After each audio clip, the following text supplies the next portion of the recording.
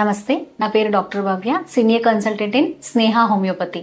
ఈరోజు సైనస్ గురించి తెలుసుకుందాం. మాన్సూన్ అంటే ఈ వర్షాకాలంలో సైనస్ హెడేక్ అనేది చాలా మందికి ఇబ్బంది పడుతూ ఉంటారు.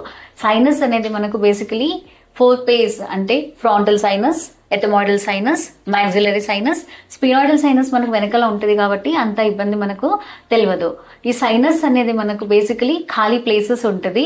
ఎప్పుడైతే మనకు ఎయిర్ ప్యాసేజ్ అయ్యి వర్షంలో తడిచినప్పుడు, ఈ క్లైమాటిక్ చేంజెస్ అయినప్పుడు మనకు తల బరువు అనేది స్టార్ట్ అవుతుంది.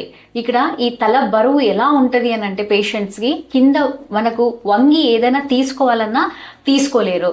ఒక్కొక్కరికి ఫీవర్, కోల్డ్, కఫ్ విత్ ఈ తల బరువు అనేది ఉంటుంది.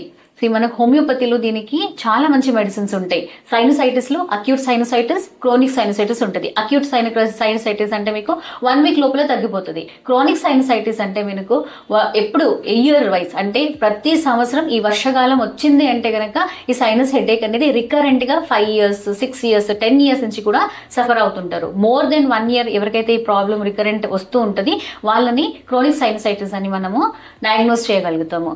హోమియోపతిలో మనకు సైనసైటిస్ కి చాలా మంచి మెడిసిన్స్ ఉన్నాయి. సబడల్లా ఉన్నది, మళ్ళీ కాన్స్టిట్యూషన్ అంటే మన జెనెటిక్ కాన్స్టిట్యూషన్ సిమిలిమం బట్టి మెడిసిన్స్ అనేది ఇవ్వబడుతుంది. దీనికి మెడిసిన్స్ తో పాటు కొన్ని జాగ్రత్తలు తీసుకుంటే మంచిగా పనిచేస్తాయి.